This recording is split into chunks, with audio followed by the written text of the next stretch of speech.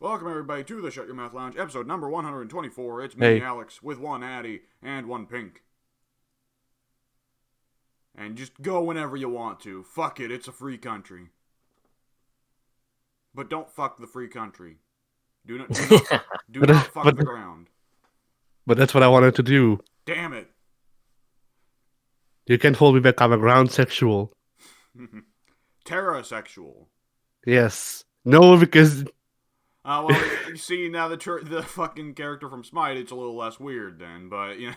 yeah. Oh, man. Anyways. Addy, you got anything going up on your own channel this week, man? Maybe the archiving of or stream of Streets of Rage 4 Alright. Pink. if I don't forget to release it. Heh. Pink, you got anything coming up this week, man? Yeah, I'll get the stronghold up this week. I realized earlier today that I forgot to upload my episodes this week, so probably doing that later today and tomorrow. Assuming I don't forget again. Alright. And I actually released something on my channel this past week without announcement, you know. Like you do. And I think from now on, if I get the decision, if I decide to make a video, I'm just gonna fucking release it. No warning. So, no advertisement on the podcast unless the video's already out. But hey, I made a video showing off Total War Warhammer 2 because I was trying to explain that game to Mike a while ago. And I realized I can't really put that game into words. So instead I made an hour-long video. Nice. It got 7 views, and I'm pretty sure none of them are Mike, because he said absolutely fucking nothing about it. Nice. And on the group channel this week, coming up on Tuesday, me and Addy recorded the very first Guilty Gear. Ah, yes. I like how you had to label it Guilty Gear the first one, because otherwise it'd be confusing. That's a running gag I have on the channel that I don't think you've noticed before. Because when we played Street Fighter 1, that was also titled Street Fighter the first one. Ah, I see. And on Thursday, we will be releasing the first part of a series that could either get no sequel parts or a ton of sequel parts, depending on how the next couple of months go. Tabletop Simulator, our own custom Disney villainous homebrew. Namely Dio. At least for now. Yes, did I not play like Kingpin or somebody in that recording? No, I think you only played vanilla characters. Yeah, you're probably right. So yeah, that's one thing where maybe there'll be more episodes. Maybe there won't. We don't know. You just never know. There are external circumstances here. Maybe there will be more episodes of Bioshock. Maybe there won't be. We don't know. That is absolutely true. The thing is, I even own Bioshock now, so we could just restart that series. I don't know if we want to, because that freaking accessibility is not the reason we stopped it, but Yeah. it's more of an option now, I guess. Oh fuck. Oh man. Oh man, and that one actually wouldn't be as bad to do a oh, what was it that we used to call it? The one where Space screen? Spirit screen. That one wouldn't be so bad because, like, we'd have to leave Pink out entirely, the poor bastard. But like, since you and I would since my copy's on PC, I wouldn't have to stream it to Mixer and then use some fucked up or stream it to Xbox and then try to record that. Because that was always Spirit Screen's problem, was that the fucking video would just eat shit 5 minutes in. Yeah. Right. So that one we could actually do. That would be weird. It's a pity it's Bioshock. Oh yeah. We got a big backlog for the next couple weeks. My god. I mean, it certainly helped. Okay, well, there's one pack of 4 videos that's not going to come out for half a year, but other than that. Yeah. Alright. Now, Pink, what you been up to this past week, man? The only thing I've been up to this past week was Streets of Rage yesterday. And you guys were actually there for that. Alright. Tell us about it. I will tell you about it. So, I was quite curious several months back when it was first announced. I was pretty excited because I played a lot of Streets of Rage 2 as a young pink sparkle puff. And I was quite excited to have a sequel to that being released like 26 years after the last one had come out. Oh, sweet So Jesus. from the get-go, I was basically on board with it. And then to my excitement, it was available on Game Pass on release day. And And I told Pink about it when it was like freaking 2 a.m. his time. yeah. I had checked the store like an hour before you had sent me those messages, and I was like, hey, what's up? It was supposed to release today. Oh. Well, for some reason, it didn't have a midnight release or anything like that, because they had to wait till 10 a.m. of whatever time zone you're in. So, that was a fun wait. Well, yeah, I downloaded it, played the first level, absolutely loved it. Played the first level again, still loved it. Went and bought it on my Switch. Made my family buy it on their Switch. Now we all own Streets of Rage, and now we're all knocking bugs out left and right. Nice. Very fun game. What would you say is the highlight of the game? Gameplay, absolutely. Everything just feels smooth and very rewarding. Hard to put into words because it's a very simple, side-scrolling beat 'em up. Because, it's throwback. It is what it is. There's not much more to it. But everything you do with that game, it just feels so good. And now I'm stuck trying to think of ways I could like put it into words here. Right.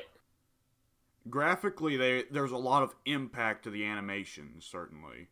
Yes, and it needs to be mentioned. The artwork in that game is absolutely freaking beautiful. Yeah, that's what I was going to point out was the incredible sprite work.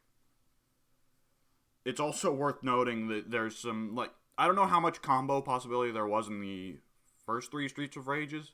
Not many, at least No. as far as I could tell. Not a lot. It's like the first one, there's like none of that. The second one gets better, and then the third one, I would say it's a mild improvement on 3, but not on 3, on 2, but not by much. But I also didn't play 3 all that much. I've played it maybe twice with Addy, and that's about it. We've played it 3 times, I think. 3 times, yeah, something. Yeah, something like that. Because Addy started to do some stuff near the end of our recording sessions. Oh, I have it recorded, but I haven't. Well, I forgot to freaking save it to my PC. But I did a freaking combo with Cherry, where I did the usual string launcher thing that I do into a super, into another jumping kick, into a super, into another jumping kick, into a super, and then I ended it with a freaking whiff. But I could have hit the guy with another jumping kick. I'm not sure how much it did because the life bars don't actually show it really good, but probably a shit ton considering the freaking length and the 3 supers. The whiff at the end is just there to steal their soul. Yeah. Leave nothing behind. You're collecting their soul out of the air. All right.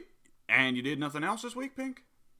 I don't think... actually, I watched a lot of Case Closed, or also known as Detective Conan. Ah, my dude! I love Detective Conan. I actually do. It's a really good show. A very good show. That's an old anime, right? Right. Yes, it's still running, though. It's at like freaking 1,500 episodes or some shit like that. Right. Oh, Jesus. Yeah, I think it started in the 80s. And I watched when they started with the 80s episodes, and then the actual freaking broadcast company went bankrupt before they got to anywhere near close to now.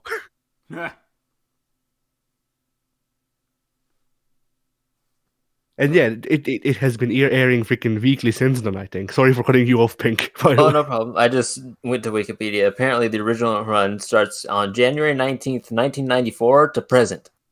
Oh. Ah. That's a long time. I was about to say, yeah. I can't see it being running longer than Simpsons, or else I would probably heard about it. Right. I would say, when did Monday Night Raw start? That was probably around 94 as well, if not a bit earlier. Yeah, it was 9 months after Hogan left, because I remember watching the OSW review for the first Raw. And they point out that they advertised Hogan on the show, despite the fact that Hogan had left 9 months earlier.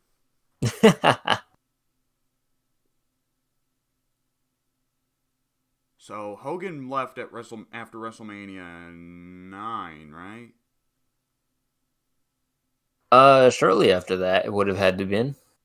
I think of WrestleMania 9 as 93. Yeah. It So was yeah, it probably 93, would've the been- first Raw, I think. At least from what I can tell from the information I see. January 11th, 93. Ah, okay. So WrestleMania 9 was 92, actually. Huh. Time makes no sense. We need to abolish it. Just throw it out the window. We don't need that here. First we abolish time, and then we abolish space, and then we all exist in the multiverse without logic. Yes. All right. So, Detective Conan, what's it like? Well, it's basically your, I'd say, standard mystery murder type show, though I don't know how many of those you may have watched in your life.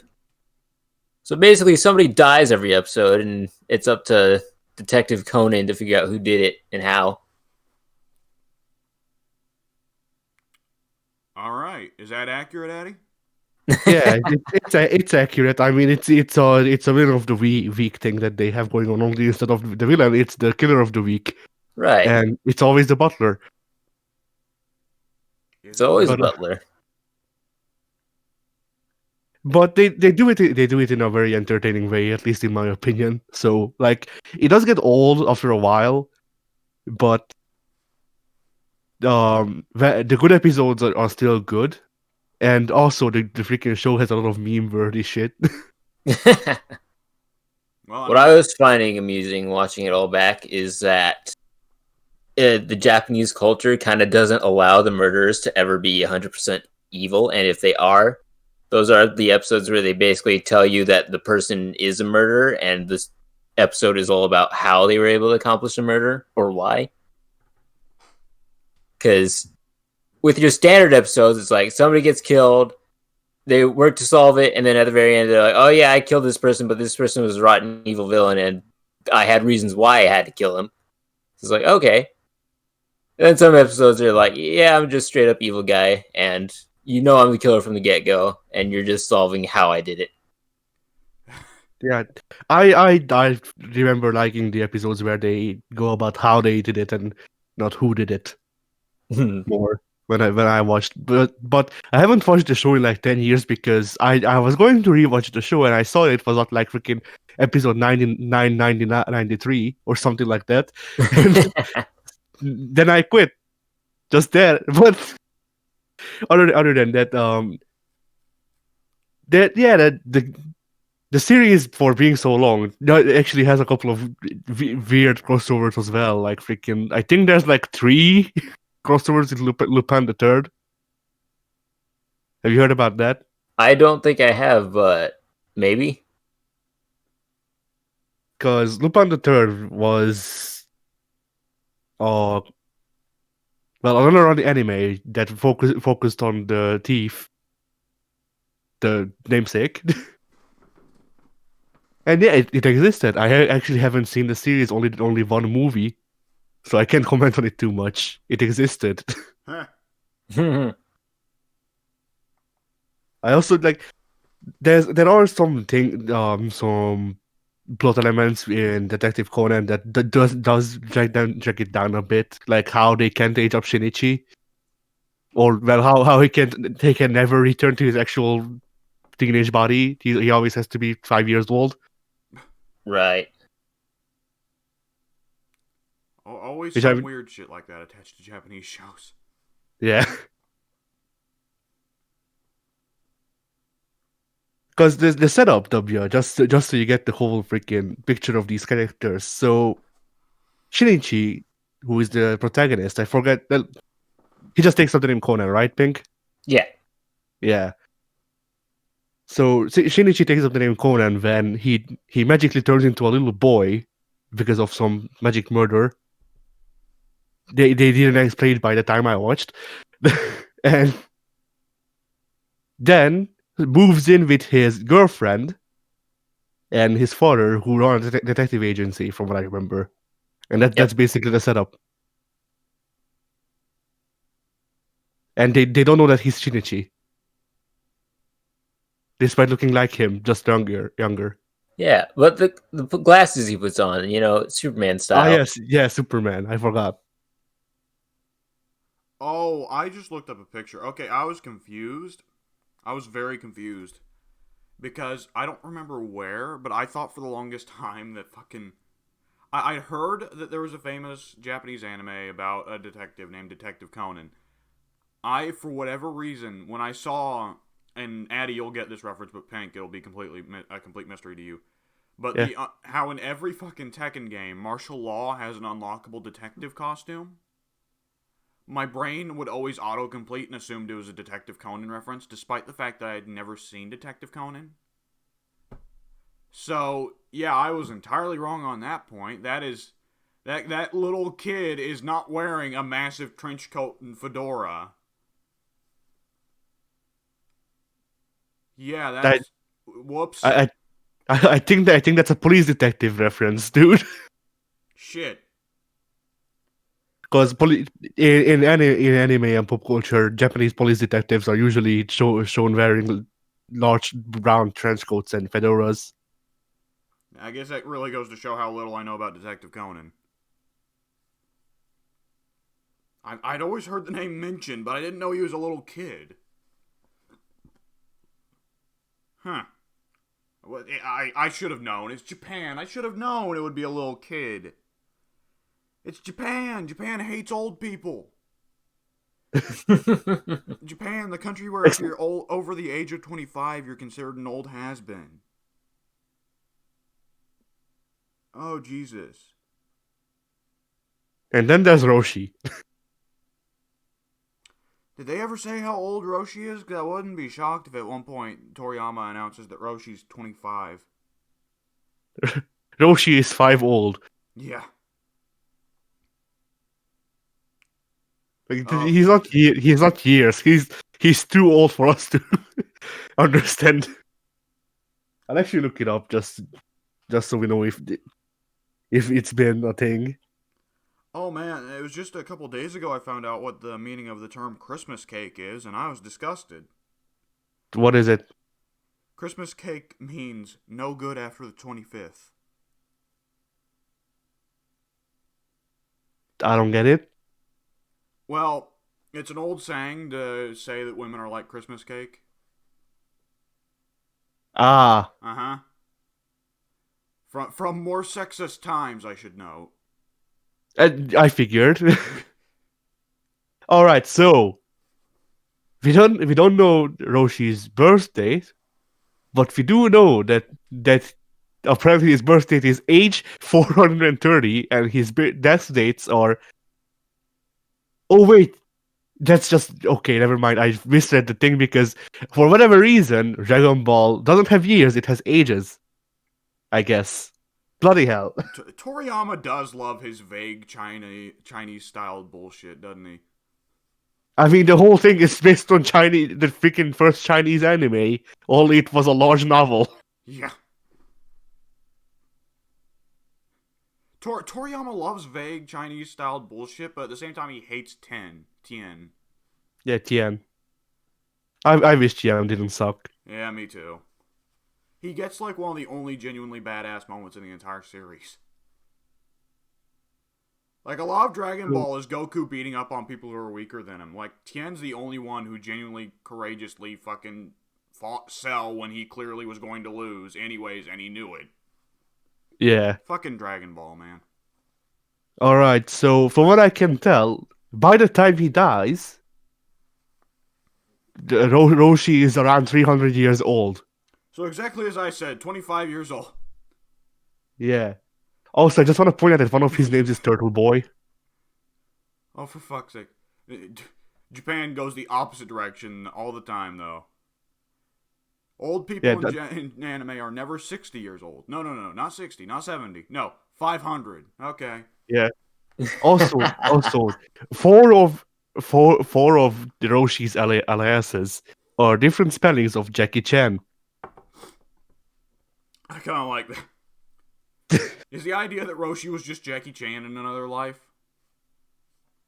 No, it's just a reference to Jackie Chan. He takes up the name in the Tournament of Power or whatever, the first one that Goku loses. Yeah. Yeah, he takes up the name Jackie Chan, but there's like 4 different spellings here. I'm not sure if they had the freaking tournament 4 times or if he just can't come up with any more names. Well, he probably misspelled his own name because it's not his real name. Yeah. Knowing Roshi, he's just that much of an idiot. Yeah, Toriyama's such a fucking... Toriyama was doing that weird, stupid fourth wall break referential comedy before everybody else. Toriyama was writing Deadpool before Deadpool was writing Deadpool. Ain't that something Deadpool would do? Enter a martial arts tournament under the name of Jackie Chun? Yeah. Like, I definitely remember there's been several panels I've seen of Toriyama's work where he, like, straight up a character will say, alright, now we're gonna go over here, but just ignore how bad the art is, because the artist couldn't give a shit. Oh, man. Alright. Is that all, Pink? Yes, I would say that's all. Alright, Addy, what you been up to this week? So, I beat Nier Automata. Okay. Now, you do remember what I said about there being like 70 different endings, right? Yes, I got the achievement for viewing the final credits, so I've got to assume that I've beat the game. Okay, I've definitely heard about that the game stops, and then it's like, surprise, game's not over. As a matter of fact, you're only 50% of the way through. Well, no, it doesn't stop. It just has the weirdest setup for continuing the game, because you play through the game first once, you get one view of the story. You play through the game again as another character, you get their view on the story that you saw. Then you play through it another time, and then you view the continuation of the first part. Okay. And there's actually only 3 parts. You only need to play through the game 3 times to finish it. I mean, you have to choose the right answers that the game wants you to finish it in 3 turns. But even with me, it only took 4. So. All right. Yeah. The game is weird. Just let's start with that. So, I've actually started writing the review for both this and Streets of Rage just so I can actually start working on reviews again. And let me pull it up so I can tell you the exact genre that I assigned to this game. Stylish hero action, bullet hell shmup action adventure game. That sounds about right. Yeah. That sounds like what I've heard, yeah. Because the close-range combat really wants to, like, it feels like it really wants to be Devil May Cry, but isn't really even Sengoku Basara yet. And then the bullet hell is there. I enjoyed the bullet hell because I've been missing bullet hells for a while from my games I play. But yeah, like I'm trying to say stuff without spoiling too much, stuff like that. Good luck with that. Yeah. Like, I mean, thankfully with how freaking stupid the game is set up and all that, how the story is, I could just say one big spoiler and make it not make sense unless you're freaking close to the end of the game, because the ending is for the last 15 minutes, but it's so freaking confusing that it doesn't, like, you don't register it. I won't, but I could. I have heard the game described as existential. I don't know. The story to me feels like a whole lot of, man, humans suck. And that's the whole story, more or less. It's just, man, humans suck. And then on the end it's like, Oh lol, JK. I mean, don't you play as a bunch of robots after the apocalypse? Yes, It's but kind of got that Wall-E thing of, well, the humans screwed up and now we're just kind of left behind. no, because the robots start becoming more human, and then the enemy robots start becoming more human, and then the robots who serve the robots start becoming more human, and they all die. And then the game, after all that, the game is like use the power of the earth, make a giant spirit bomb, and kill the freaking creators to achieve the good ending. Actually, canon more or less. Okay. Why does every 'Cause Japanese high fantasy game guy end in killing God? I don't know, but Well, like I know the yeah, answer, but I don't want to say it. whatchamacallit, missionaries. Yeah, colonialism, yes. Yeah, but yeah, so like I enjoyed the small details in the storytelling, like uh for example, there's this scene of a character dying, and you take control of the character for the time that they're dying. You're viewing their thoughts as they fade away, and as they fade away, the text that you read their thoughts in starts fading away too. Nice. I like stuff like that because it makes a point, but it's like I didn't like the story. Like I freaking watch anime because I like it, and I couldn't make heads or tails of this shit. Oh boy, don't play Metal Gear. There are some things where you just can't. I know, but like I don't know because the close quarters fighting wasn't bad, but wasn't great either. The long range fighting was not great, and then you and then you get to play as 9S and he gets hacking and it's overpowered. The shmup sections I didn't really like. I liked them somewhat, but some limitations that they put in I didn't enjoy too much with them. And there were just too many like there were too many possibilities for antagonists and all that to and for me to actually feel like there's something we're fighting against, which some will probably say is the point, but it, I don't know. It just didn't make an enjoyable experience for me. Cause yeah, I've go got a ahead. question. This may sound kind of weird, but it's something I just saw like it in passing, and I don't think this will be a huge spoiler because bad endings usually exist in games where there are multiple endings. Is there not an ending where like 2B or 9S goes fucking psycho and kills everyone? That's not a bad ending. Oh, okay. That's Well, all that's right. Moving on. that's the second half of the story, and that's another thing. Like because of like I really liked 9S because all right, let's just actually start off with the thing. So because I've tried structuring this in myself, but I'm losing it real quick. So the game starts off with 2B being kind of human but not really, and 9S just telling 2B to kill the robots because they don't have feelings. Then the places switch, and then they stay switched. And I'm not sure why they just didn't write 9S to be more humane at the start then. And then in the second half, 9S loses it, and he's not like he's not fun crazy. He's generic anime crazy. Oh yeah, there we go. Yep. Because I'm not tired of that trope yet. Yeah, because like if he was fun crazy, then whatever. Like it's an understand with what happens in the story. It's understandable somewhat, and you know he's still alright. But with how they pull it off, no, it's not fun. It's not alright.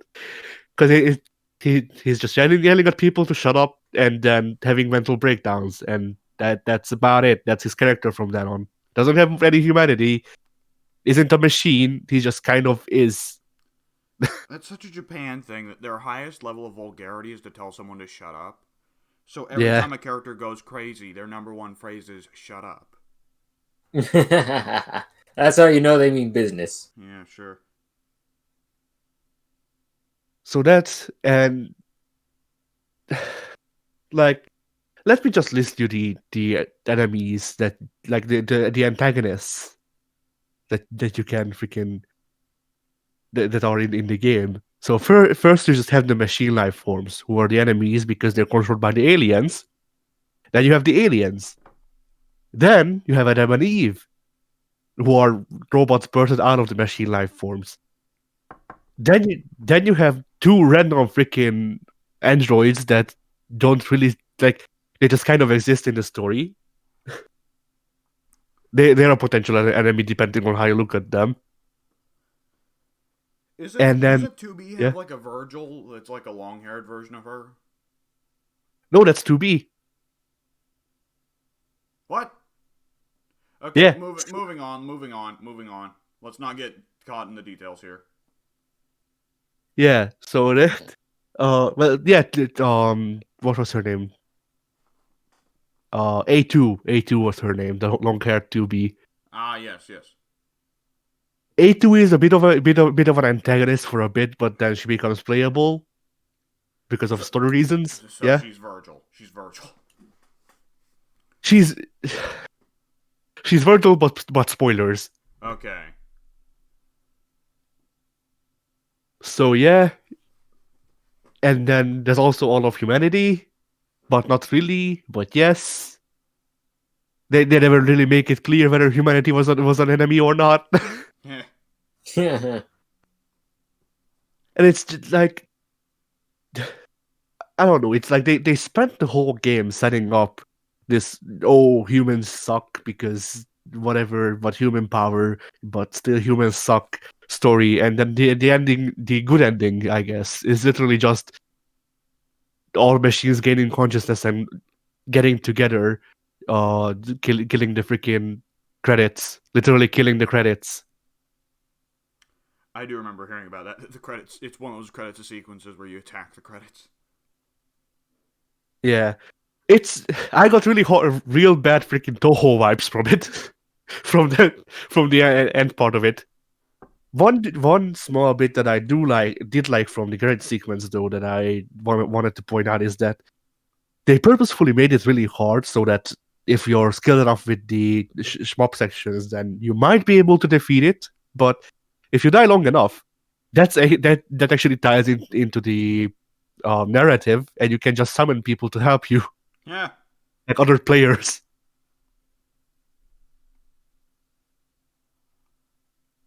All right, one last gameplay thing. Dark Souls. Freaking Dark Souls. So, if you die, all of your chips are lost, aside from your OS chips. Which means all upgrades, basically just all upgrades are lost until you recover your body. Also, your body just goes away after a while. Oh, okay. So you're actually weaker if you die. Yes. That is actually a lot, and it can just go away. It can just go away after a limited amount of time. Yes, if you don't go to it immediately, then after a while, I don't know how long, but after a while it does just go away, and then you have to buy everything again. That's actually way harsher than Dark Souls. That is fucking brutal. And dying can go from not at all possible to hits, depending on the context and how level you are, or how up to date you keep yourself. I've definitely heard that the higher difficulties in that game are crazy.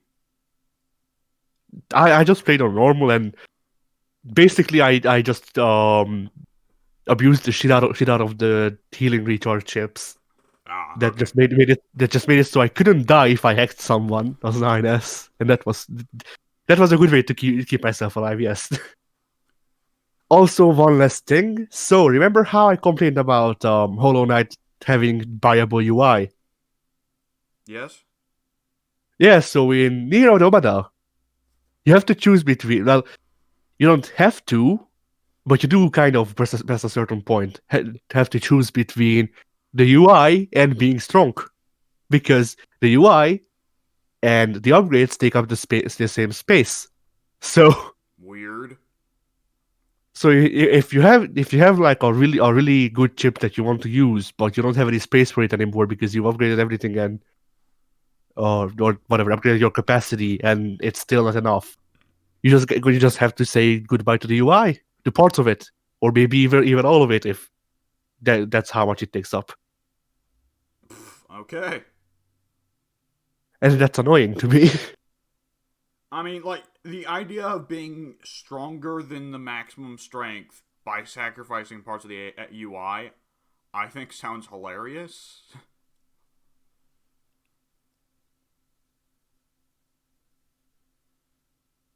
Anyways, is there anything else you played this week? I'm thinking. I didn't play it, but I did start watching Fullmetal Alchemist Brotherhood. All right. Oh no,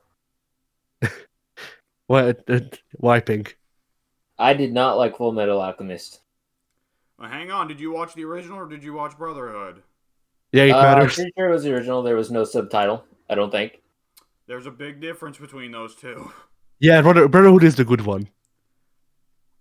I'm not an expert on that franchise, but I do know that the original version of Full Metal Alchemist, they wrote. Is there a good one?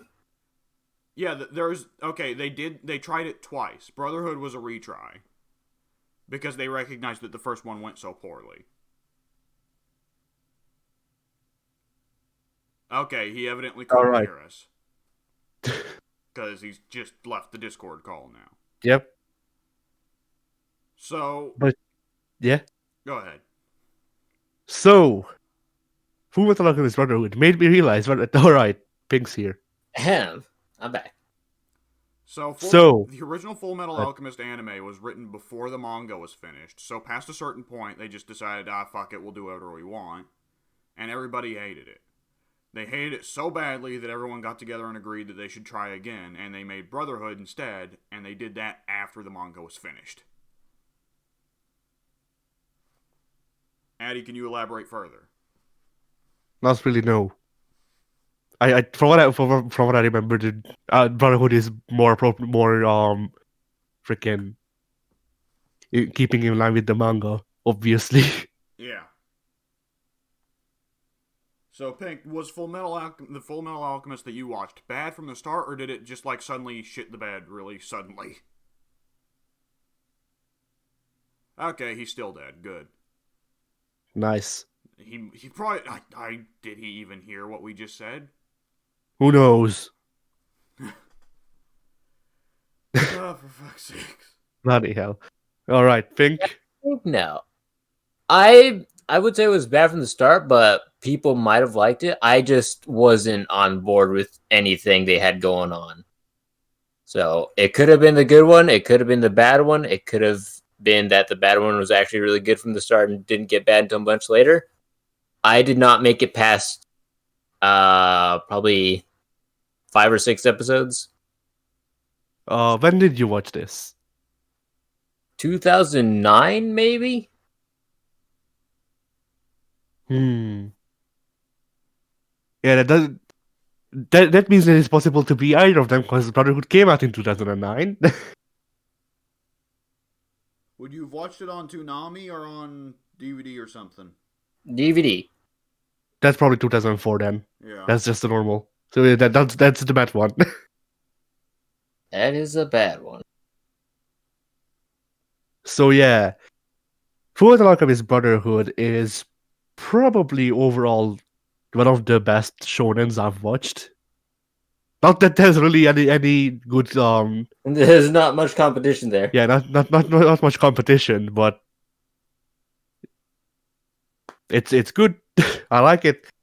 So I actually remember taking one note while watching it just to bring it up to W, and the note just says Armstrong.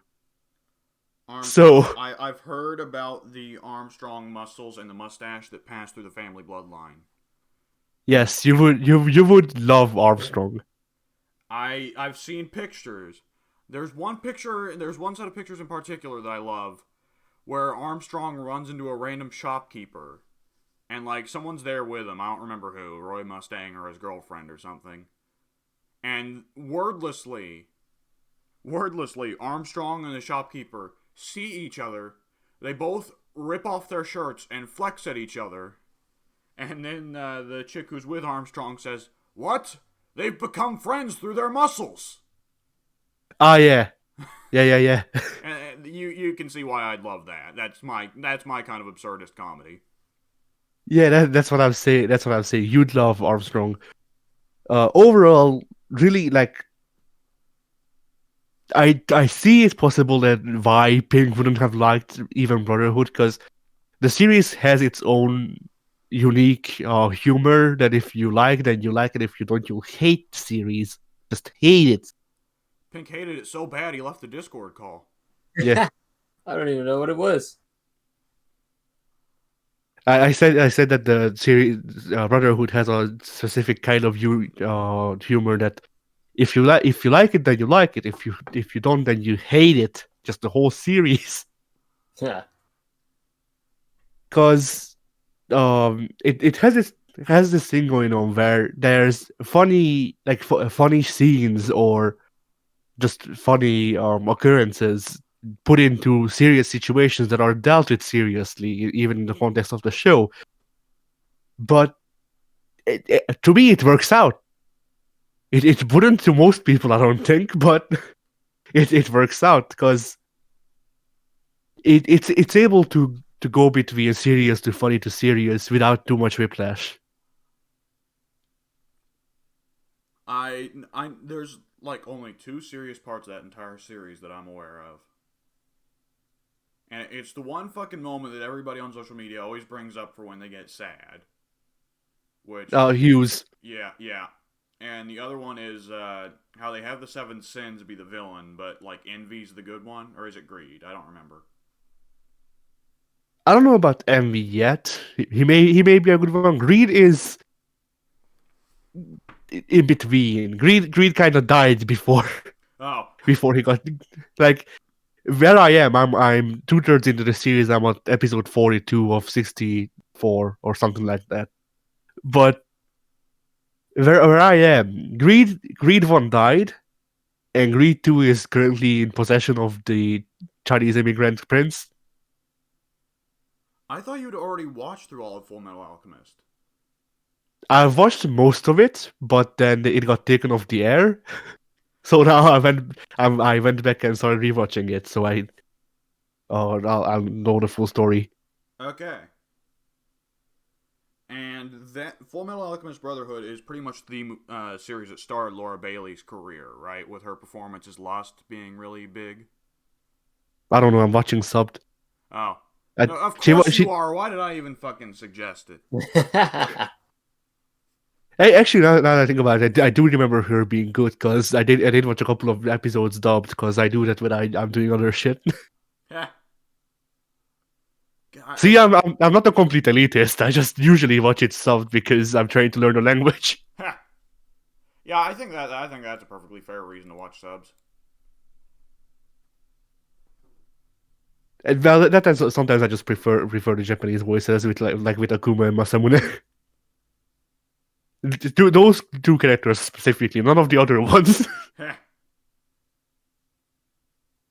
But yeah, Fullmetal Alchemist Brotherhood also has a one thing that is funny to realize after all this time, because you know how I'm working on my own show something. Yeah. And how it's supposed to have big ties into the music that's used in it and all that. Yeah. So one of the many ways that I came up with, of using it is actually ripped from Brick and Fullmetal Alchemist, because at the end of each episode, instead of just it being a hard cut and now it's credits, or the ad, it's there's this wind of time where there's still the episode, but you're hearing the ending music, and then it just goes into the credits.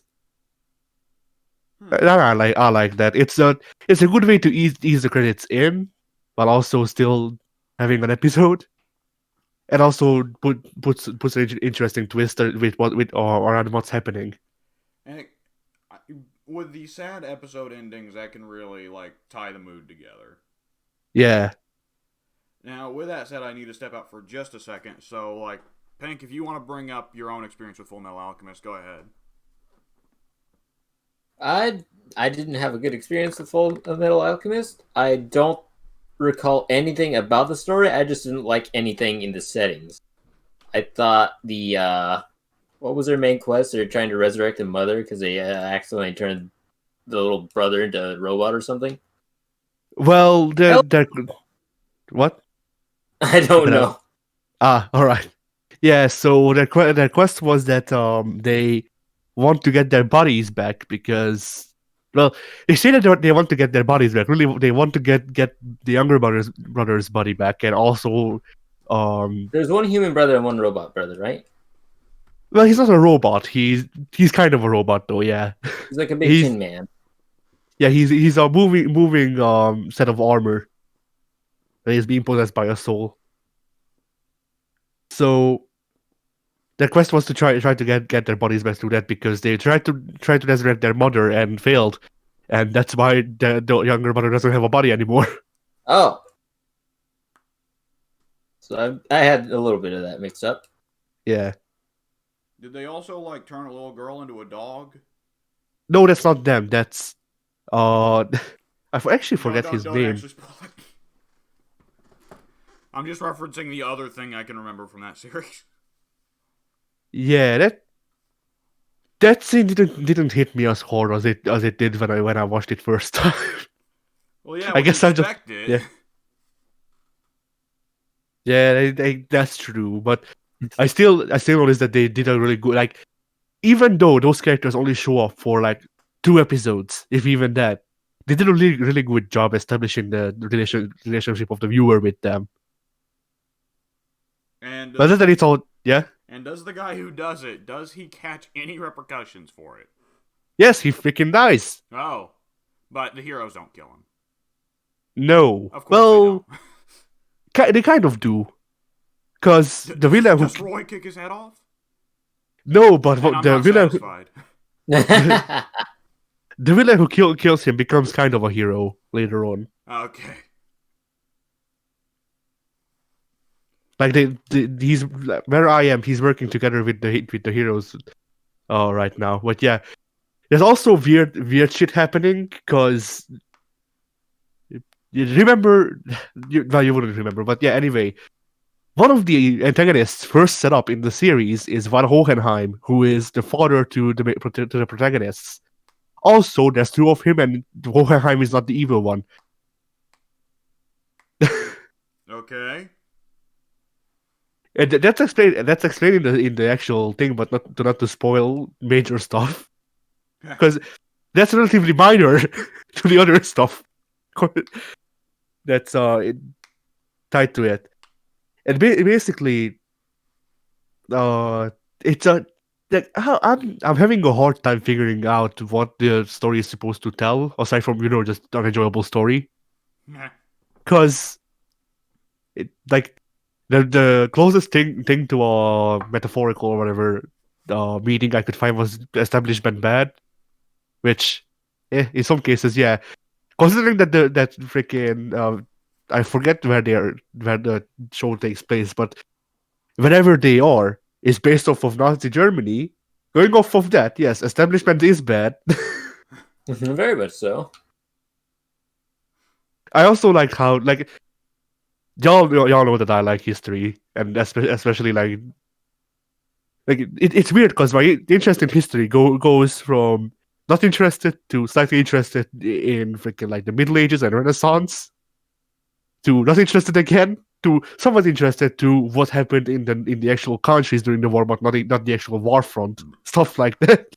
Right. Military history is like a dimension of its own. Yeah. So I really like the setting just because it tingles that history thing. And it is actually, like, from what I could gather, it is actually supposed to be set around like World War II or something. Uh, anyway, yeah, really good show, really good endings or openings rather. Watch the openings. That's all you need to do. Okay. No context. Okay. Uh,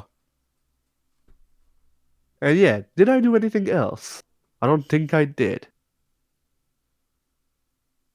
Oh right, Final Fantasy VII, Oh, the original or What? remake? the original, Okay. because I do own it. Okay. So let's set my relationship up with the series first. So I first played Final Fantasy. Complicated. Yeah, the first Final Fantasy. No, overall I dislike the series, but I digress. So the first Final Fantasy I played was 8, which yeah, Triple Triad. I actually liked 8 outside of Triple Triad. Everyone likes Triple Triad. I don't. I know, it's just funny to bring up because it's so infamous for hijacking that game.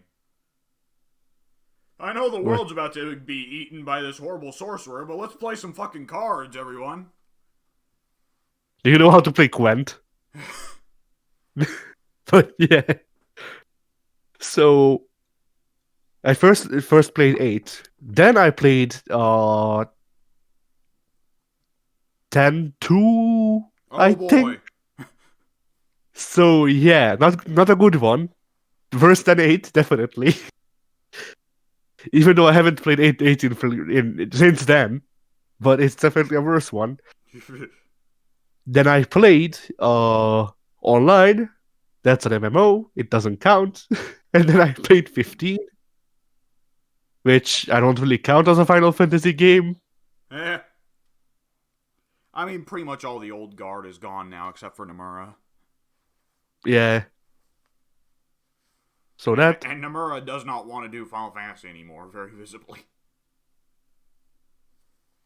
and then now I've played. Well, I did also play the remake, but I don't know if that counts.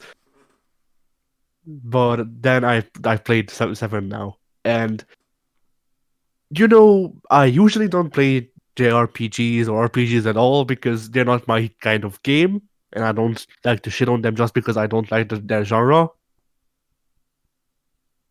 But like, I don't know. I feel like 7 aged pretty badly. Things considered. Well, I mean, Sephiroth has lost a lot of his intimidating factor now that he's about 8 potatoes glued together. Yeah. I mean, like, there's a reason they pretty much had to remaster that scene for Advent Children to make it intimidating again. And I don't know.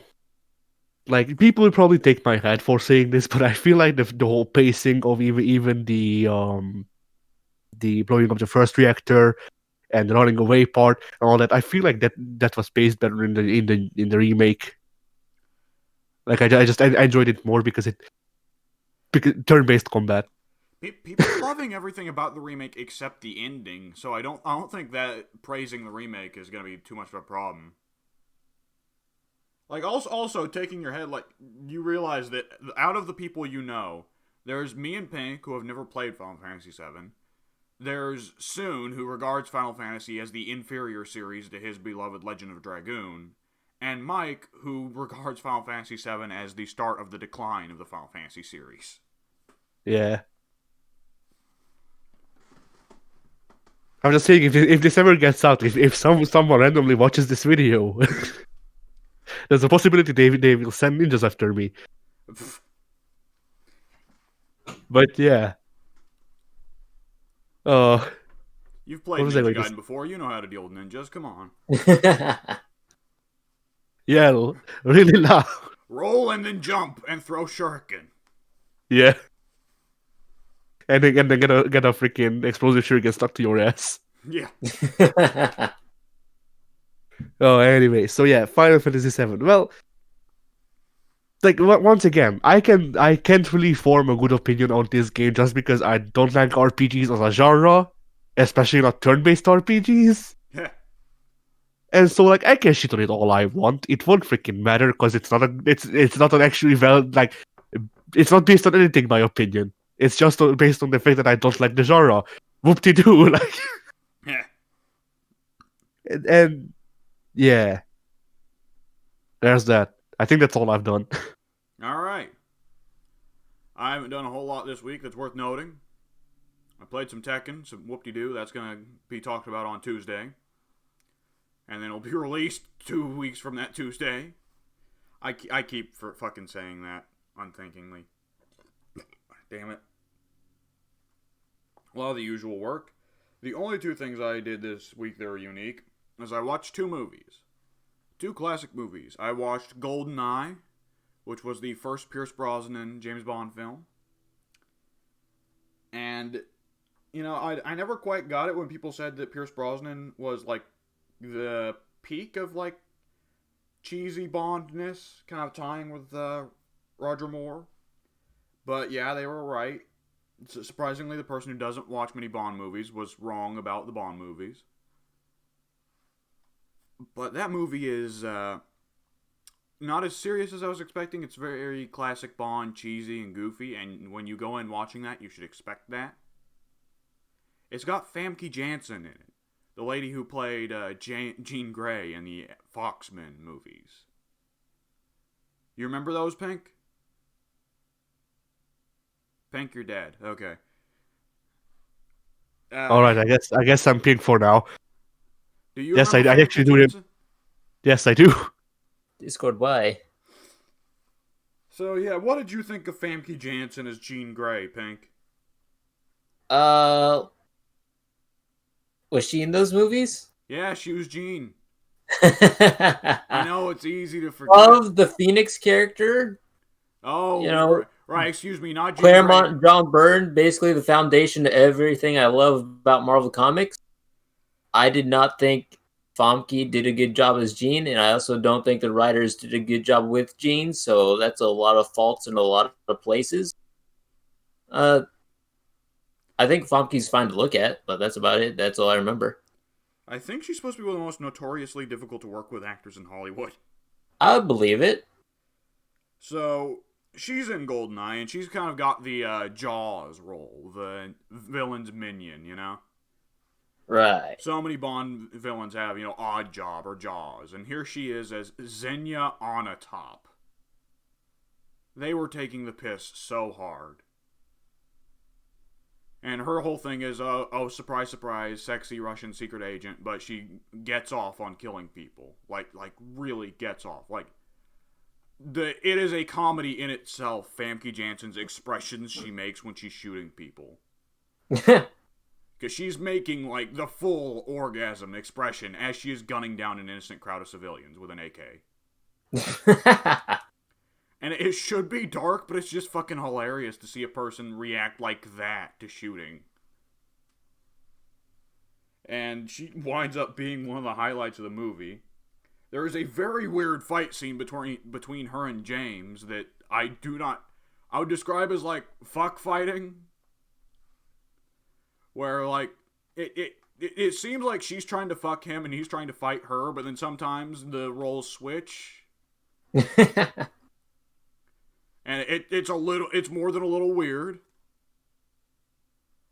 They do at times emphasize that James is kind of a sexist bastard, and not in a particularly sympathetic, like, oh, James, you need to learn kind of way, but it's just kind of played off as, oh, James just said something really sexist. Great. Like, what? Are we just supposed to cheer for that? I don't get it. And it's not like the movie's like, yeah, you should take James's side here. Because Judi Dench, this was her first time playing M, and the very first thing she says is, James, you're a sexist bastard who gets away with being an asshole because you have boyish charm. And James is just like, what do you do? Oh, it's that James, he's so quirky. And yeah, James is an asshole in this movie. The one thing that cracks me up is Sean Bean plays 006, a fellow agent of Bond, right? Right. And Sean being Sean Bean, Sean Bean being Sean Bean, say that 10 times fast, dies in the first 6 minutes. Oh, Sean Bean, boys? remember that guy? Yeah. And it's like, well, there's Sean Bean being Sean Bean. And then the opening sequence starts and Sean Bean gets second billing. So you're like, well, that's not gonna last. I wonder who this movie's villain is going to be. Surely not Sean Bean. Oh, for fuck's sakes. Oh, boy.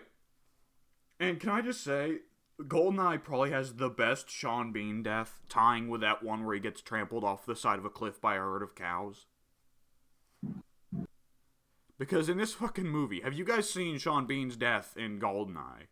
Nope. I have never seen any James Bond movie in my entire life, believe it or not.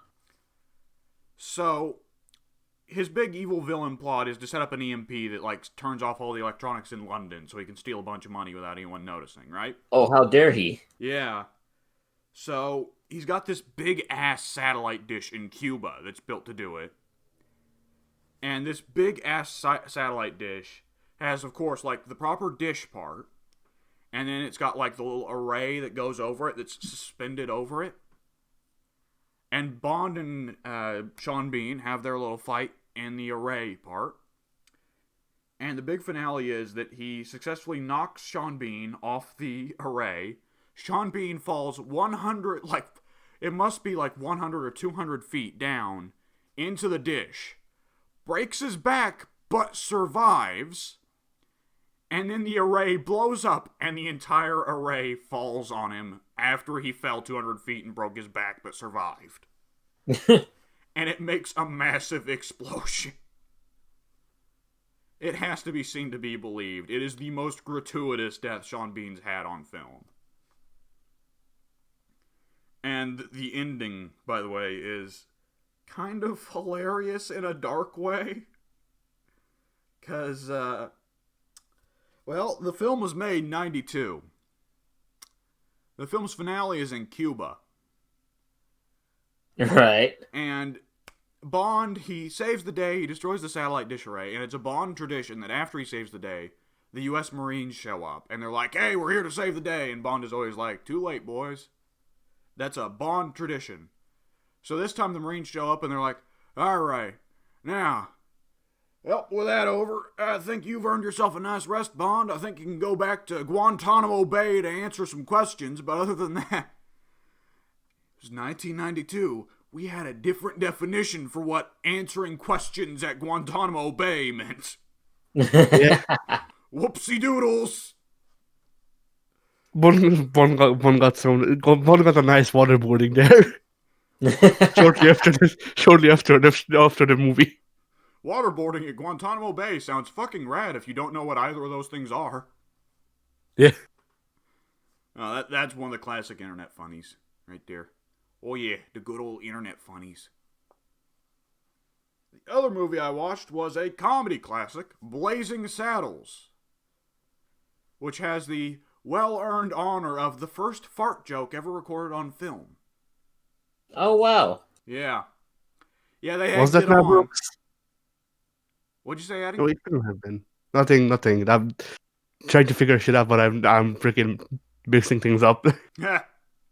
So have either of you guys watched Blazing Saddles? I've seen it once. Was not a fan. I don't think I have. I'm looking it up just to make sure. It is the Mel Brooks Western parody starring Cleavon Little and Gene Wilder. So it was Mel Brooks. Yeah. Yeah, no, It's kind of the start of his little golden age. I personally enjoyed it. Yeah. Addy, go ahead. I was just going to say that. No, I haven't seen it. Okay. Pink, when did you watch it? Several years ago. Do you have much of a memory of it? Very vague. I can remember some of the gags they did in the movie, and that's about it. What I wasn't a fan of was the fact that it is parody, and towards the end they're just breaking the fourth wall left and right, and I was like, this movie's dumb. not for me. Yeah, I mean, I'm sure that was innovative at the time, but the finale just feels weird.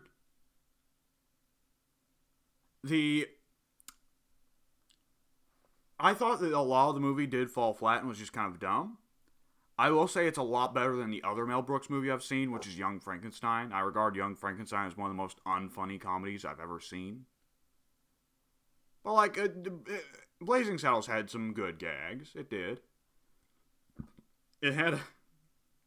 I was particularly fond of a line that has now become mimetic, which is when they have Mongo in the jail. They're trying to ask him about what's going on. Like, what the villain's plot is. And Mongo just goes, I don't know. Mongo only pawn in game of life.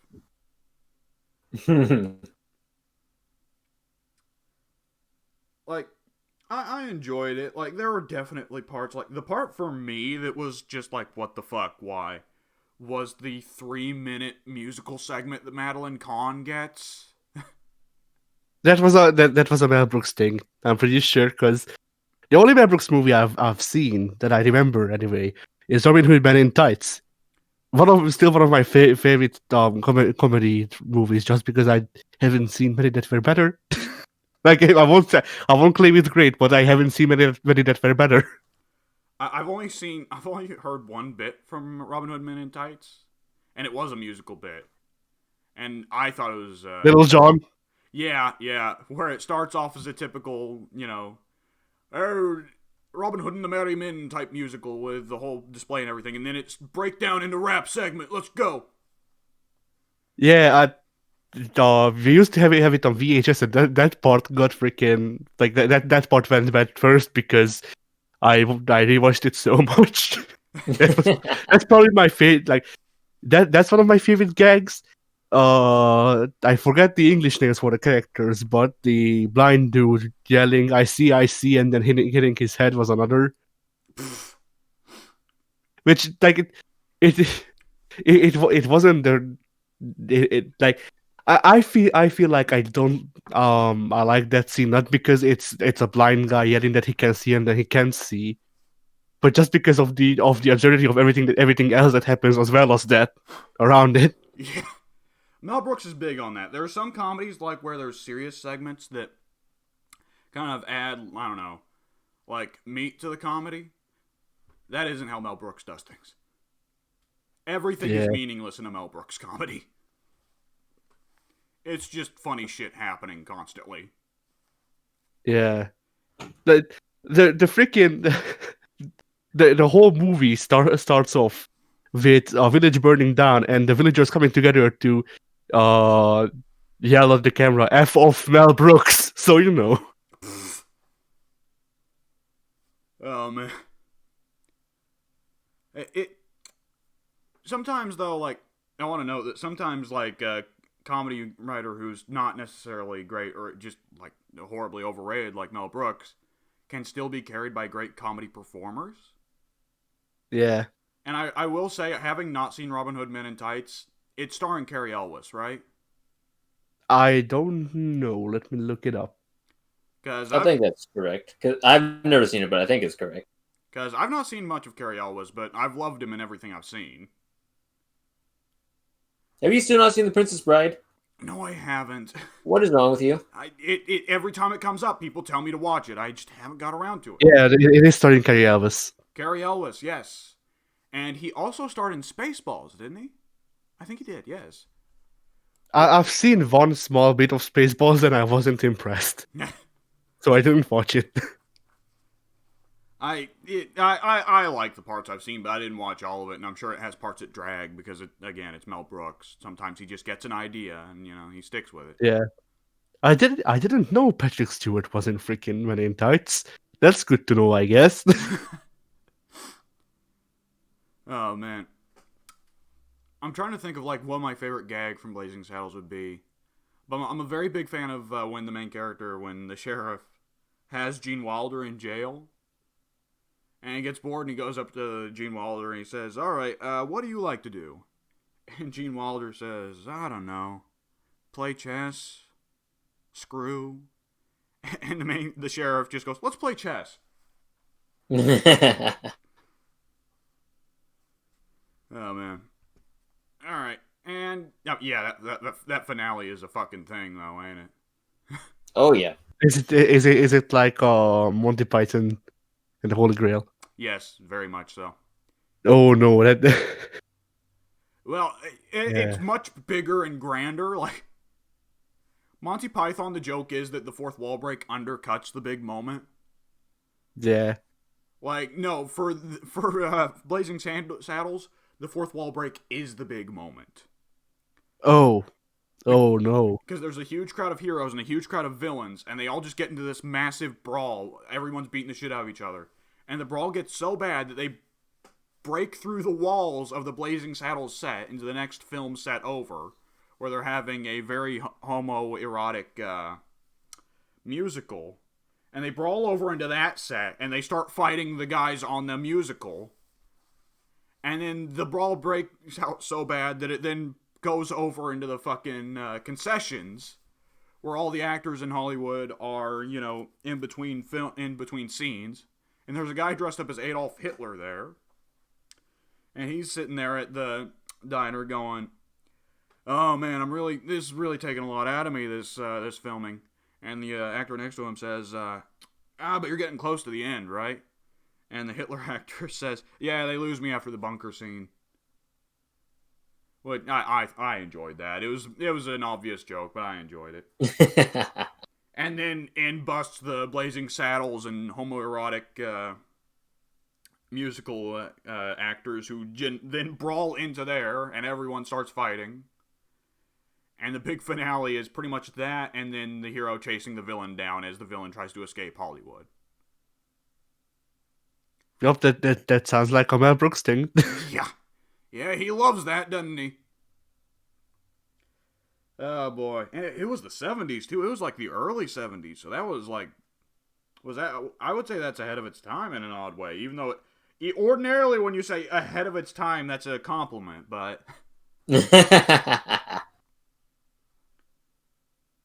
oh man, one thing that cracked me up: that movie was written by Richard Pryor. Fun fact. And the main character's role was originally supposed to be played by Richard Pryor, which I could barely imagine Blazing Saddles with Richard Pryor instead of Cleavon Little. And the funny thing is, when he was originally supposed to play that role, like Mel Brooks and him were writing the script together, and Mel Brooks was like, called him up once and he was like, "Hey, dude, you missed like the script writing. What the fuck?" And Richard Pryor had fucking flown his ass all the way over to New York, other side of the country, and was with two women on a coke-fueled binge when Mel called him. And Mel just was like, "Okay, yeah, he's not playing the main character." God bless Richard Pryor. The light that burns twice as bright burns half as long. And Richard Pryor burned 10 times as bright, so he burned 10 times. It was all. It was all the coke. Yeah. Turns out it's really flammable. Yeah. You throw it on the fire, it explodes, and then immediately turns into ash. Oh man, the really funny thing is that actually would have, if Richard Pryor had actually played the main character, that would have been the first movie to star Richard Pryor and Gene Wilder as a duet. And there were like 6 Richard Pryor and Gene Wilder projects, weren't there? Because they like did a shit ton of stuff through the late 70s into the early 90s. Anyways, I digress. Alright, folks, I think we can call that a podcast. Addy, say bye. I'm gonna swig this mineral water until you say bye. That's gonna be a long swig. I already did. Did you? Son of a Yeah. Well, I was speaking. I was trying to get you. I didn't even catch that. I wish I'd have known that. I just ingested a lot of minerals. And all for naught. We'll see you later, folks. Our job was done here.